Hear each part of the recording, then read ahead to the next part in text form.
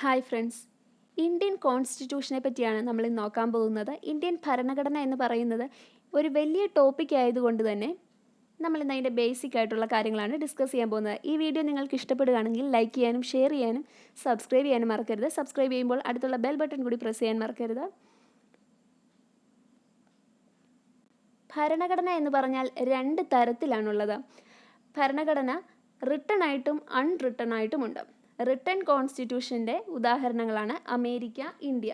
അതുപോലെ തന്നെ അൺറിട്ടൺ കോൺസ്റ്റിറ്റ്യൂഷൻ്റെ ഉദാഹരണങ്ങളാണ് UK, ന്യൂസിലാൻഡ്. ഏറ്റവും ലെങ്തിയസ്റ്റ് ആയിട്ടുള്ള ഭരണഘടന ഏതാണെന്ന് ചോദിച്ചാൽ ഇന്ത്യയാണ്. അതുപോലെ ഓൾഡസ്റ്റ് ആയിട്ടും ഷോർട്ടസ്റ്റ് ആയിട്ടുള്ളത് ഏത് ചോദിച്ചാലും അമേരിക്കയാണ്. ലെങ്തിയസ്റ്റ് ഭരണഘടന ഇന്ത്യയുടേതും എന്നാൽ ഓൾഡസ്റ്റ് അഥവാ ഷോർട്ടസ്റ്റ് എന്ന് ചോദിച്ചാൽ അമേരിക്കയുടേതുമാണ്. ഇനി പറയുന്നത് ഭരണഘടന ഉണ്ടാകാനുള്ള സാഹചര്യമാണ്.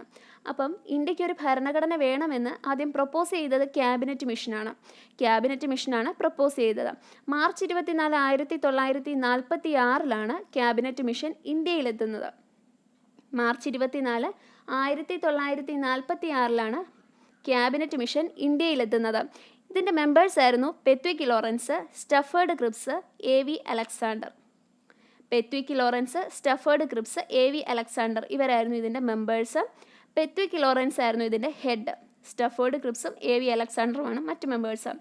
ഈ സമയത്തെ British പ്രധാനമന്ത്രിയായിരുന്നു Clement Attlee.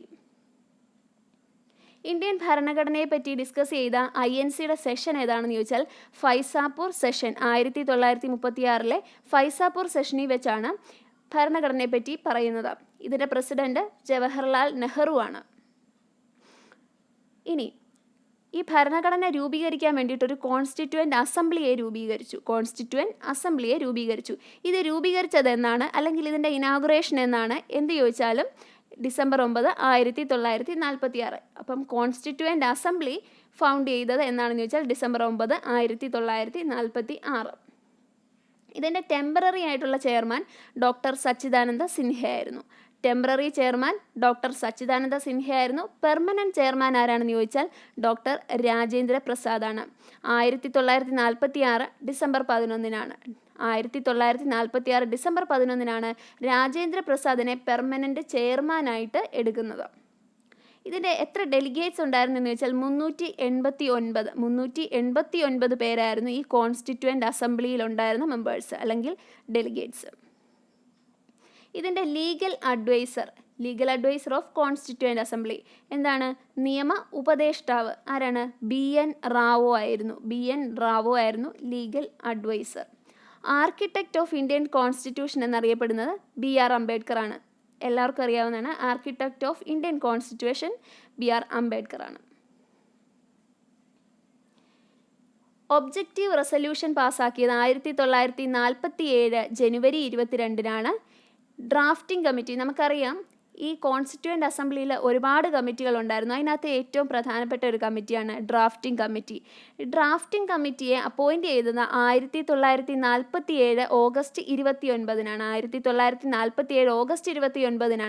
Drafting committee appoint ചെയ്തത്. ഡ്രാഫ്റ്റിംഗ് കമ്മിറ്റി ഡ്രാഫ്റ്റ് സബ്മിറ്റ് ചെയ്തത് November 4, 1947 drafting committee draft submit ചെയ്തത്. ഇന്ത്യൻ കോൺസ്റ്റിറ്റ്യൂഷൻ രൂപീകരിക്കാൻ, അതൊരു ഭരണഘടനയായിട്ട് രൂപീകരിക്കാനായിട്ട് എടുത്തത് എത്ര നാളെന്ന് ചോദിച്ചാൽ 2 വർഷവും 11 മാസവും 17 ദിവസവും എടുത്താണ് ഈ ഭരണഘടന രൂപീകരിച്ചത്. 2 വർഷവും 11 മാസവും 17 ദിവസവും എടുത്തിട്ടാണ് ഭരണഘടന ഉണ്ടാക്കിയത്.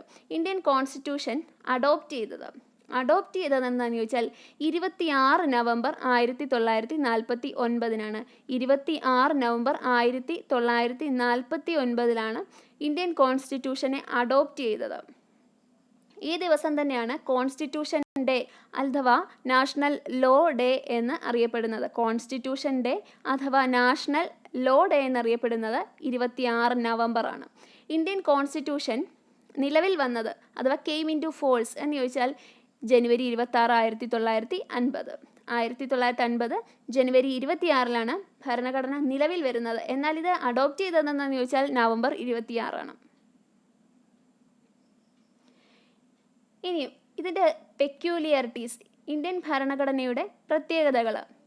ആദ്യം തന്നെ നമ്മൾ പറഞ്ഞതുപോലെ റിട്ടൺ കോൺസ്റ്റിറ്റ്യൂഷനാണ്, ക്വാസി ഫെഡറലാണ്. അതുപോലെ തന്നെ ഇന്ത്യൻ കോൺസ്റ്റിറ്റ്യൂഷൻ എന്ന് പറയുന്നത് പല രാജ്യങ്ങളുടെയും നല്ല നല്ല കാര്യങ്ങൾ കടമെടുത്തിട്ട് രൂപീകരിച്ചതാണ്. ഒരുപാട് രാജ്യങ്ങളുടെ 10 രാജ്യങ്ങളുടെ നല്ല നല്ല ഐഡിയാസ് കടമെടുത്തിട്ട് രൂപീകരിച്ചതാണ് ഈ നമ്മുടെ ഇന്ത്യൻ ഭരണഘടന എന്ന് പറയുന്നത്. അതുപോലെ തന്നെ നമ്മൾ നേരത്തെ പിന്തുടർന്നുകൊണ്ടിരുന്നത് ഗവൺമെൻറ് ഓഫ് ഇന്ത്യ ആക്ട് 1935, അതിനകത്തെ ആശയങ്ങളും അതുപോലെ തന്നെ USA, Britain, Germany, USSR, Japan, France, Australia, Canada, south Africa, Ireland മുതലായ രാജ്യങ്ങളിലെയും നല്ല നല്ല ഐഡിയാസ് എല്ലാം കൂടെ ചേർത്തിട്ടാണ് നമ്മളുടെ ഇന്ത്യൻ കോൺസ്റ്റിറ്റ്യൂഷൻ രൂപീകരിച്ചിട്ടുള്ളത്. ഓരോ രാജ്യങ്ങളിൽ നിന്നും എന്തൊക്കെ കാര്യങ്ങളാണ് കടമെടുത്തിട്ടുള്ളതെന്ന് നമ്മൾ വരും ക്ലാസ്സുകളിൽ പറയും. ഇനി കോൺസ്റ്റിറ്റ്യൂഷൻ രൂപീകരിച്ച സമയത്ത് 395 ആർട്ടിക്കിളുകളും 22 പാർട്ടുകളും 8 ഷെഡ്യൂളുകളുമായിരുന്നു ഉണ്ടായിരുന്നത്. At the time of formation 395 ആർട്ടിക്കിളും 22 പാർട്ടും 8 ഷെഡ്യൂളുമായിരുന്നു ഉണ്ടായിരുന്നത്.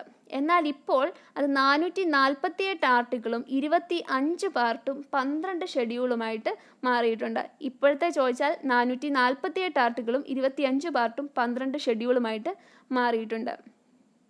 ഇനി കോൺസ്റ്റിറ്റ്യൂഷൻ്റെ കവർ പേജ് ഡിസൈൻ ചെയ്തത് ആരാണെന്ന് ചോദിച്ചാൽ Nandalal Bose. Cover page design ചെയ്തത് നന്ദലാൽ ബോസാണ്. പ്രിയാമ്പിൾ എഴുതിയത് അഥവാ ആമുഖം എഴുതിയത് ജവഹർലാൽ നെഹ്റു ആണ്. പ്രിയാമ്പിൾ എഴുതിയത് ജവഹർലാൽ നെഹ്റു ആണ്. ഒന്നുകൂടി നോക്കാം.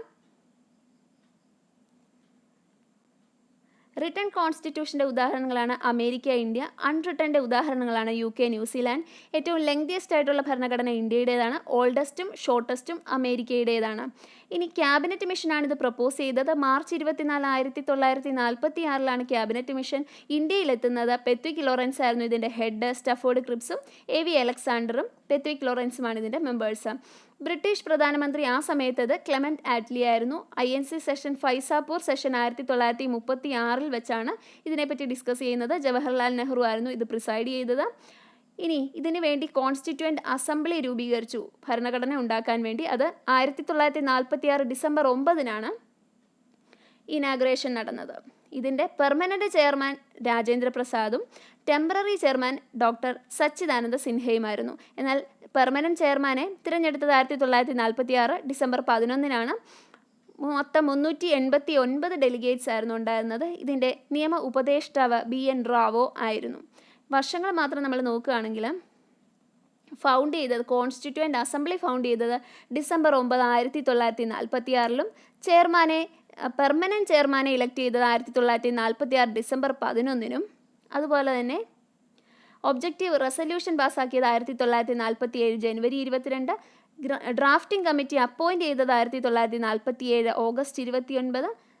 ഡ്രാഫ്റ്റ് സബ്മിറ്റ് ചെയ്തത് 1947 നവംബർ 4. ഇനി കോൺസ്റ്റിറ്റ്യൂഷൻ അഡോപ്റ്റ് ചെയ്തത് 26 നവംബർ 1949. ഇത് നിലവിൽ വരുന്നത് 1950 ജനുവരി 26. ഇന്ത്യൻ ഭരണഘടനയുടെ പ്രത്യേകതകൾ റിട്ടൺ ആണ്, ക്വാസി ഫെഡറലാണ്, ബോറോഡ് ഐഡിയാസ് ഉണ്ട്, ഒരുപാട് പെക്യൂലിയാരിറ്റീസ് ഉണ്ട്. ഇനി ഫോം ചെയ്ത സമയത്ത് 395 ആർട്ടിക്കിളുകളും 22 പാർട്ടും 8 ഷെഡ്യൂളുമായിരുന്നു. ഇപ്പോൾ അത് 448 ആർട്ടിക്കിളും 25 പാർട്ടും 12 ഷെഡ്യൂളുമായിട്ട് മാറിയിട്ടുണ്ട്. കവർ പേജ് ഡിസൈൻ ചെയ്തത് നന്ദലാൽ ബോസും പ്രിയാമ്പിൾ എഴുതിയത് ജവഹർലാൽ നെഹ്റുവുമാണ്. ഇതാണ് നമ്മുടെ ബേസിക് ആയിട്ടുള്ള കാര്യങ്ങൾ. ഇനി ഭരണഘടനയെപ്പറ്റി ഒരുപാട് കാര്യങ്ങൾ പറയാനുണ്ട്. നമുക്കതൊക്കെ വരും ദിവസങ്ങളിൽ പറയാം. അപ്പോൾ എല്ലാവർക്കും ഓൾ ദി ബെസ്റ്റ്.